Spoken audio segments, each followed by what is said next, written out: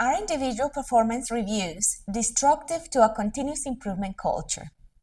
This is a continuous improvement movement reserved for the few with the grit to prove it. Everybody claim, but the click exclusive. Many pursue, but it's too elusive. Today, we are going to discuss an article just released by Forbes magazine. The article is titled 20 Strategies to Make Annual Performance Reviews Meaningful. Calvin, performance reviews are known for being a soul crushing process. What do you think about that? I think that's exactly right. I've had my fair share of performance reviews. I've actually had some good ones, and I've had some really, let's call them unproductive performance reviews also.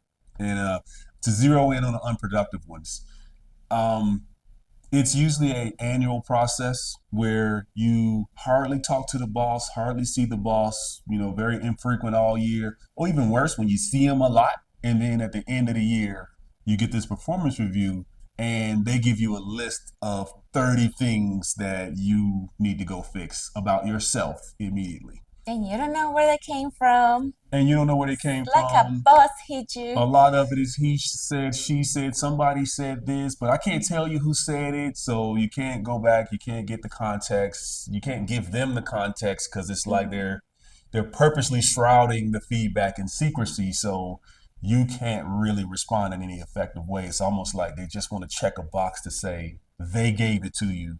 But it's not really a productive process where it's like, all right, let's get to a real solution that's going to work going forward. If there's a conflict, let's resolve the conflict so that everybody can win and we can get to good terms and move forward, right? It's almost never a productive process. And after getting slammed with 30 different things that you need to fix about yourself, what does the person do, right? They're not going to go fix 30 things. And I'm not even sure that's the intent, to be honest. It's not very actionable. I think it's more of let me teach you a lesson for being you, right? And the person walks out of that feedback session feeling like, okay, a little bit demoralized, and it's, where do I start? Do I start at all? I don't even know if I should follow up with, the person who may have given that feedback or anything like that. So it's not a productive process at all. However, I've seen some really good feedback sessions that are collaborative and, people accept responsibility. Even the leader accepts responsibility and they say, hey, why don't you do these things? I'll do these things. And I think we're on a good path to move forward. Yeah, so you got bad performance reviews, but you also have good performance reviews. And this article discusses a couple of points that are conducive to having great performance reviews that are engaging, that are actionable, build relationships, and just move the employee and the company forward. So here are like the three of the most impactful advice that this article had, and then we can discuss it a little bit. So number one, align personal goals with organizational goals. Number two, provide regular feedback.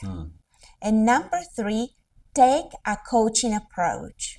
Yeah. Calvin, what has been your experience with these topics? And I'm actually glad you chose these three because these are the three I believe aligns most directly to creating a culture of continuous improvement. So I'll take the first one, align goals. If an individual sets goals that don't connect up to the broader organizational goals, then they're not likely to get the level of leadership support that they need to actually achieve those goals, right? So there's one thing that's like, hey, I want to, take a class. I want to build better relationships across the organization. But even those things should add up to delivering some business benefit, right? We are at work to achieve something. The company has to achieve things. So that's the first big thing, that alignment. And I think that's often missing. It's almost like people just out going rogue with their own goals and not really connecting up to what's the purpose, the bigger picture of what we're all here to accomplish. So it's like being busy just for the sake of staying busy looking busy. And I think a lot of these performance reviews is really a box checking exercise. It's manager gets to say, I met with my teammates, and they have goals. I check those boxes. I'm a good manager. right?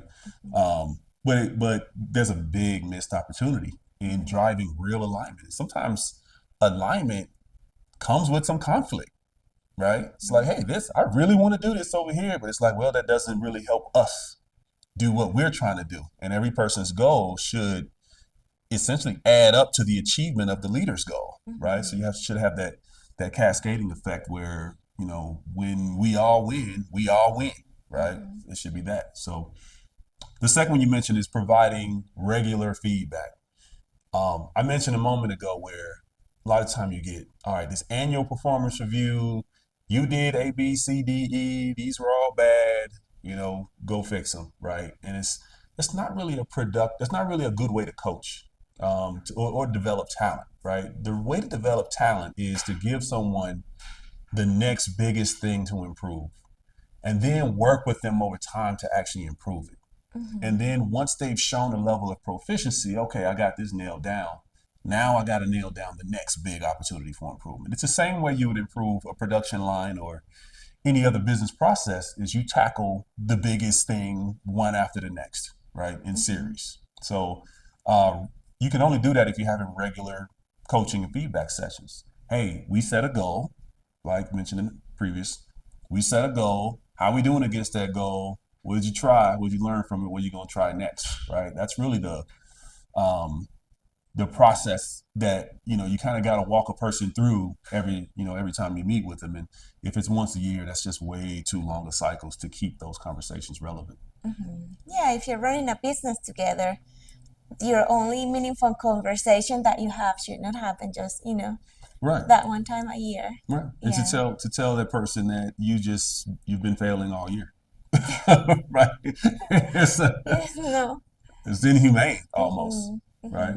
And a lot of them do force ranking. Oh yeah, that's the worst. That's got to be the worst because you're essentially turning people against each other.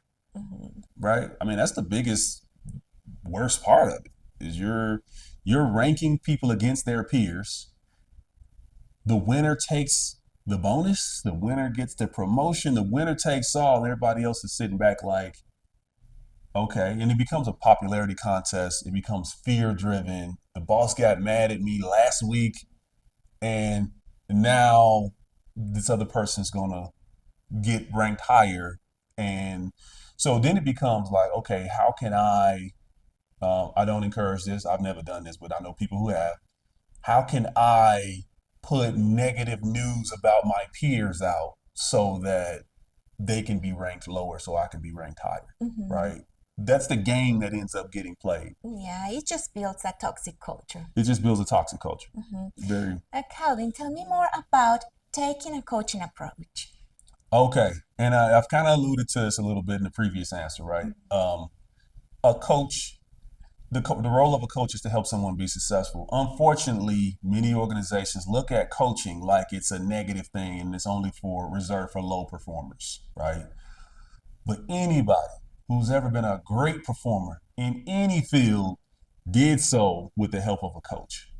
What that says to me is everybody in the organization should have a coach. And if everybody's in the organization is getting a performance review, they kind of do have a coach, just not a very good one in a lot of cases. So here's what good coaching looks like. It's a regular cadence, kind of like what we've described leading up. You got goals that are aligned and meaningful. The cadence is regular. And the purpose of coaching is to help uncover obstacles that are keeping the person from being successful in their role. You have to come and give people the benefit of the doubt that they want to be successful. And they're here to do a good job, right? So uncover the obstacles. What is it that's keeping you from meeting your goal or reaching your goal?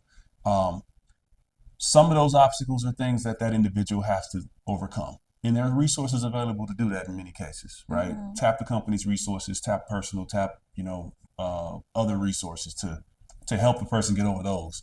But some of those obstacles are structured in place, maybe by management, maybe by bureaucracy, maybe by leadership, right?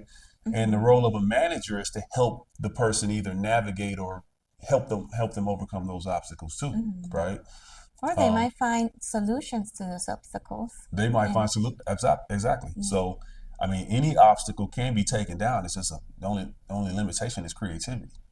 So, so that's there too. And, stay objective. Don't make it personal. If there are, personal things, yeah, you can catch those early. The more frequent, the earlier you can catch those issues and you can resolve them before they grow and manifest into problems and sometimes unsolvable problems.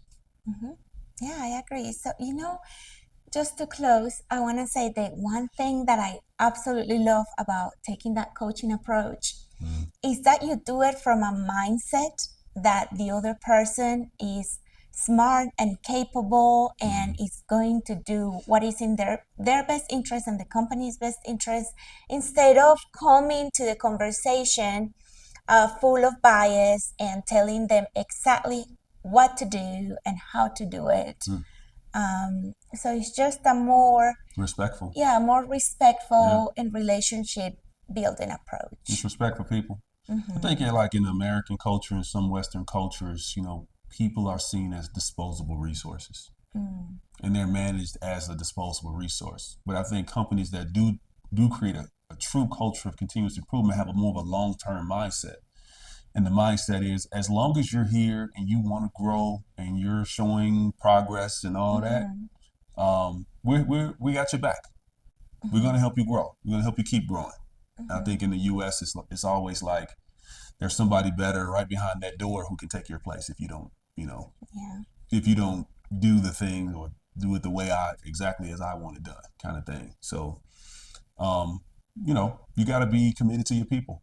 If you want them to be committed to you, your vision and the long-term growth of the company, you got to show some commitment to them too. It's a two-way street. It's a two-way street, and people can feel it. Yeah, so I think we can agree that performance reviews can be a great tool for growth and engagement if we use some of these tools we discussed today.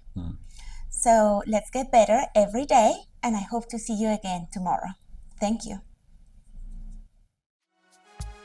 For daily news on operational excellence and how it relates to current events, check us out on the Ticket to Freedom podcast. Simply subscribe to our YouTube channel and stay up to date on the latest developments in continuous improvement.